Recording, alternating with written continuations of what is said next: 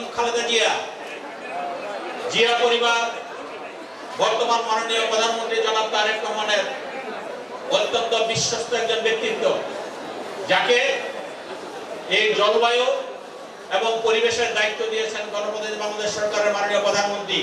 তিনি এসেছেন আমাদের সেই প্রিয় নেতা, আমাদের সেই প্রিয় অভিভাবক, দীর্ঘদিন যার সান্নিধ্যে থেকে রাজনীতি করার সুযোগ হচ্ছে, এখন আল্লাহর রাব্বুল আলামিন সেই সুযোগ রেখেছে। আমরা আমাদের সেই মিডিয়ার কর্মীরা, আমাদের যারা ফেসবুক সোশ্যাল মিডিয়ার কর্মী বাহিনী এবং অন্যান্য সামাজিক এবং রাজনৈতিক দলের নেতৃবৃন্দ, বিশেষ করে এই স্কুলে আমার ছাত্রছাত্রী ভাই বোনেরা সকলের মধ্যে রইল আমার সশ্রদ্ধ সালাম, আসসালামু আলাইকুম ওয়া রাহমাতুল্লাহি ওয়া বারাকাতুহু। করতে হয় কিভাবে একটি মানবিক রাষ্ট্র গঠন করতে হয়, তিনি সেটা পারিবারিকভাবে সেই শিক্ষা নিয়েছেন। আজকে দীর্ঘ 17 বছর আপনারা আমরা অনেক নির্যাতন নিপীড়নের শিকার হয়েছি। আমাদের মাননীয় বিশেষ অতিথি আমিনুল হক সাহেব সুন্দর করে সেটা বলেছেন, আমি সেদিকে যাব না। আপনারা নির্যাতন নিপীড়নের শিকার হয়েছেন। গত 6 মাস হলো আমরা কিন্তু এখনো আমরা যে ক্ষমতায় আছি, আপনারা যে ক্ষমতায় আছেন, সেই ফ্লেভার এখনো আমাদের কোনো নেতা কর্মী পায়নি। আমি মাননীয় প্রধানমন্ত্রী থেকে বলছি, বিশেষ অতিথিকে বলছি, আমাদের নেতা কর্মীরা কিন্তু এখনো কষ্ট করছে। আমাদের নেতা কর্মীরা কিন্তু কোনো ব্যবসা প্রতিষ্ঠানে যায় না, আমাদের নেতা কর্মীরা কিন্তু দখলদারিতে যায় না, আমাদের নেতা কর্মীরা কোনো চাঁদাবাজিতে যায় না। হ্যাঁ, তার মানে কি চাঁদাবাজি হয় না? কিছু কিছু জায়গায় চাঁদাবাজি হয়। কারা কারা? আমাদেরকে এখানে আইন শৃঙ্খলা রক্ষাকারী বাহিনী আছে, আপনাদেরকে সজাগ থাকতে হবে। ওই আওয়ামী লীগের প্রেতাত্মা এবং আজকে বাংলাদেশের বিভিন্ন নামে কিছু রাজনৈতিক দল আছে, তারা ঐক্যবদ্ধভাবে বিএনপিকে দুর্বল করার জন্য, বিএনপিকে মানুষের কাছে হেওয়া করার জন্য তাদের নাম ভাঙিয়ে কিছু কিছু জায়গায় এই ধরনের চাঁদাবাজি হয় এবং করে করার চেষ্টা করা হয়েছে। তারা কারা? তাদেরকে চিহ্নিত করতে হবে। আজকে সেখানে আমি নাম বলে যদি বলি, এনসিপির কিছু নেতাকর্মী সেখানে বিশৃঙ্খলা করার চেষ্টা করেছে। আমি অনুগ্রহ করে বলবো এনসিপি ভাইদের প্রতি, আমরা আপনারা সবাই মিলে এই দেশের কল্যাণের জন্য রাজনীতি করি এবং সেটা একটা রাষ্ট্রীয় প্রোগ্রাম ছিল। আপনাদের যদি কোনো বক্তব্য থাকতো, আপনাদের যদি কোনো কথা থাকতো, অবশ্যই অবশ্যই আপনারা সেটা বলতে পারেন। যে কোনো বক্তব্যের প্রতিবাদ করার যৌক্তিক অধিকার সবার আছে। কিন্তু যেখানে বিদেশি মেহমানরা আছে, সেখানে একটি রাষ্ট্রীয় প্রোগ্রামে এরকম হট্টগোল করা, আমি ব্যক্তিগতভাবে মনে করি বিএনপির কোনো নেতাকর্মী হলে সেই কাজটা করতো না, প্রোগ্রামে জাতীয় হতো। তো যাই হোক, আমি সেই এনসিপি সহযোগীদেরকে অনুরোধ করব যে যখন যেটাই করবেন, আমরা যখন যেই কাজটা করি, আগে দেশের কথা চিন্তা করব, রাষ্ট্রের কথা চিন্তা করব, রাষ্ট্রের ভাবমূর্তির কথা চিন্তা করব, তারপর আমরা কাজ করব। এই এবং সম্মানিত ব্যক্তিত্ব আর কেউ নাই আছে, তাইলে তার নাম বাদ করলে তো বিএনপি সেটা প্রতিবাদ করবে। সেই জন্য আমরা বলছি বন্ধুরা আমার, অবশ্যই বিএনপি প্রতিবাদ করেছে এবং করবে। আমরা বলছি এই ধরনের রাষ্ট্রীয় কোনো প্রোগ্রামে যদি এই ধরনের কিছু হয়ে থাকে, আমরা সেটা প্রতিকার করার সুযোগ পাবো, আবার সেটা করব। কিন্তু কোন রাষ্ট্রীয় প্রোগ্রাম রাষ্ট্রের সুনাম ক্ষুণ্ণ হয়, দেশের সুনাম ক্ষুণ্ণ হয়, সেরকম কোনো কাজ যাতে আমরা দয়া করে না করি। এবং আমি মানে বোকা স্বর্গে বসবাস করা আমি কাজে আমরা নিজেরা কোনো অপরাধ করব না, কিন্তু কেউ যদি কোনো অপরাধ করে, আমরা চেষ্টা করব আইন শৃঙ্খলা রক্ষাকারী বাহিনী তারা সেটা নির্মূল করবে। আর যদি রাজপথ কেউ ইজারা নিতে চায়, আমরা নিজেরাই সেটা ইজারা নিব ইনশাআল্লাহ। আমি বক্তব্য দীর্ঘায়িত না করে আমি শুধু বলবো, আজকে মাননীয় প্রধানমন্ত্রী জনাব তারেক রহমানের যে বক্তব্য, মাননীয় প্রধানমন্ত্রী জনাব তারেক রহমান যেভাবে দিক নির্দেশনা দিচ্ছে আমাদের বাংলাদেশের জনগণ, সেবা আমরা দলীয় নেতাকর্মী সেভাবে চলে যাচ্ছি। আমাদের আমিনুল হক সাহেব যে দিক নির্দেশনা দিয়েছেন আপনারা শুনেছেন।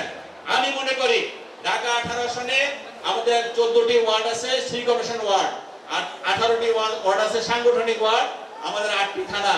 আমি মনে করি আমিনুল হক সাহেব সাংগঠনিকভাবে যে দিক নির্দেশনা দিয়েছে এবং আগামী দিনে যে দিক নির্দেশনা দিবে, আমরা সবাই ঐক্যবদ্ধভাবে সেই দিক নির্দেশনা পালন করে আমরা দলের পক্ষে যখন যেই সিদ্ধান্ত নিয়ে কাজ করা দরকার, আমরা সেই সিদ্ধান্ত নিয়ে ইনশাআল্লাহ কাজ করব। আমাদের মাঝে উপস্থিত রয়েছেন আমাদের আরেকজন শ্রদ্ধাভাজন ব্যক্তিত্ব, যিনি সবসময় জিয়া পরিবারের একজন একনিষ্ঠ কর্মী হিসেবে নিজেকে প্রতিষ্ঠিত করেছেন।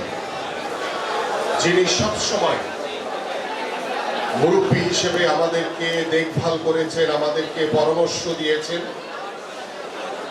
আজকে তিনি প্রধান অতিথি হিসেবে আমাদের মাঝে উপস্থিত রয়েছেন গণপ্রজাতন্ত্রী বাংলাদেশ সরকারের পরিবেশ, বন ও জলবায়ু বিষয়ক মন্ত্রণালয়ের মাননীয় মন্ত্রী জনাব আব্দুল আওয়াল মিন্টু আমাদের মাঝে উপস্থিত। আমাদের আরেকজন সহযোদ্ধে আন্দোলন সংগ্রামে রাজপথে থেকে আমার সেই প্রিয় সহকর্মী বৃন্দ এবং অঙ্গ এবং সহযোগী সংগঠনের বিভিন্ন পর্যায়ের নেতৃবৃন্দ, উপস্থিত সাংবাদিক বৃন্দ এবং আমার স্কুলের শিক্ষার্থীবৃন্দ, এবং স্পেশালি আমি থ্যাঙ্কস দেই পঞ্চম শ্রেণীর যে শিক্ষার্থী চমৎকারভাবে সেই পরিবেশ রক্ষার বিষয়ে বেশ কিছু তথ্য আমাদের সামনে উপস্থাপন করেছেন।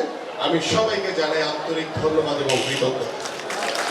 আমাদের মাননীয় প্রধানমন্ত্রীর যে প্রত্যাশা রয়েছে যে আগামী 5 বছরে আমরা সারা দেশে 25 কোটি গাছ লাগাতে চাই, আমাদের এই পরিবেশ রক্ষার জন্য, আমাদের এই সমাজকে রক্ষার জন্য, আমাদের এই বন, আমাদের পরিবেশ এবং আমাদের এই জলবায়ুকে রক্ষার জন্য গাছ লাগানোর কোনো বিকল্প নেই।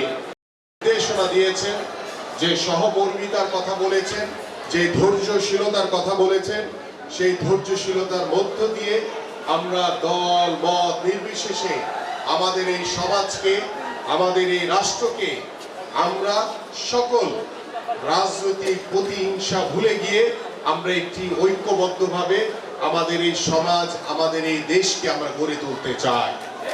ঢাকা 18 আসনের বিভিন্ন জায়গায় বসবাস করেন, আপনাদের আচার আচরণ, আপনাদের কথাবার্তা, আপনাদের সহযোগিতার মাধ্যমে যারা সাধারণ ভোটার রয়েছে, সাধারণ ভোটার আমাদের মাননীয় সংসদ সদস্য এস.এম. জাহাঙ্গীরকে যে প্রত্যাশা নিয়ে ভোট দিয়ে বিজয় নিশ্চিত করেছে, সেই বিজয়ের যে লক্ষ্য, যে প্রত্যেকটি সাধারণ মানুষের পাশে গিয়ে আপনারা দাঁড়াবেন।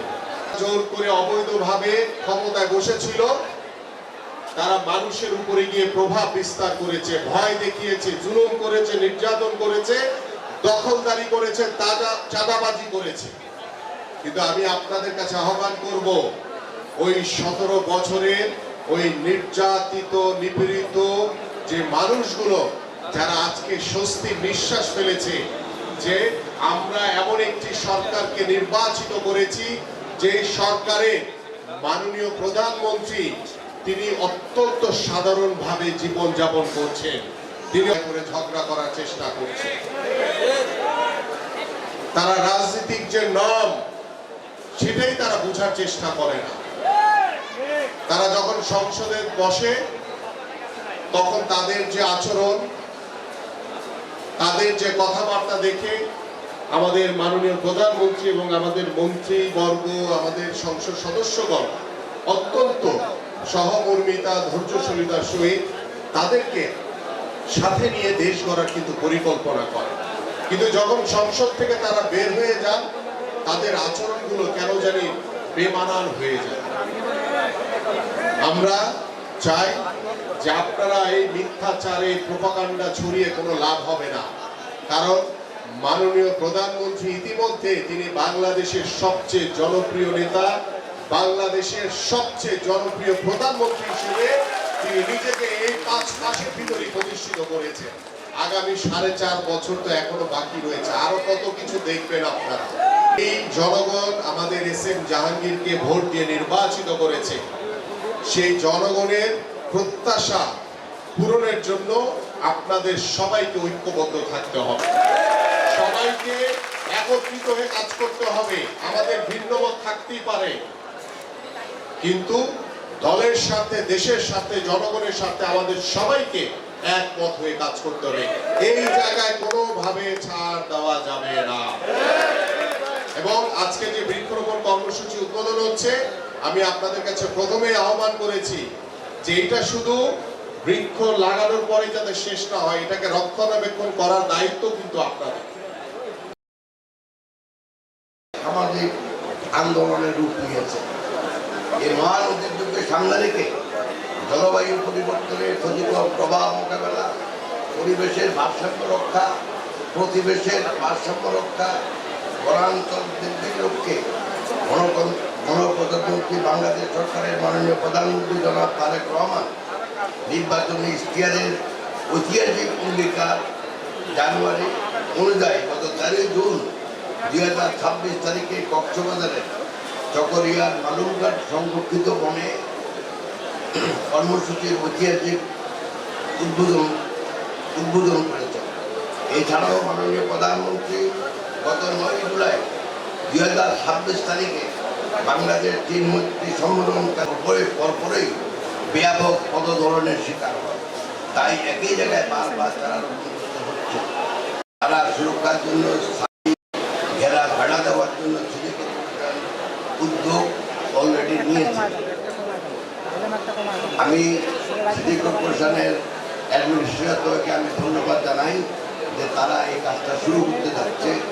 বা আসল কাজটা কিন্তু হবে আসলে জনগণ, তারা যে এলাকায় থাকে সে এলাকায় যে নেতৃবৃন্দ আছেন এবং সে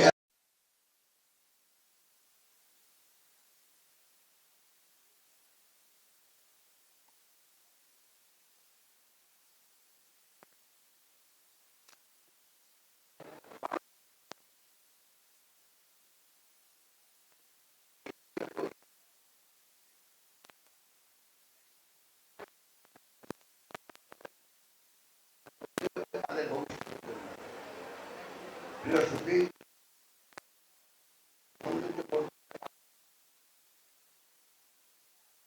তথা স্মরণীয়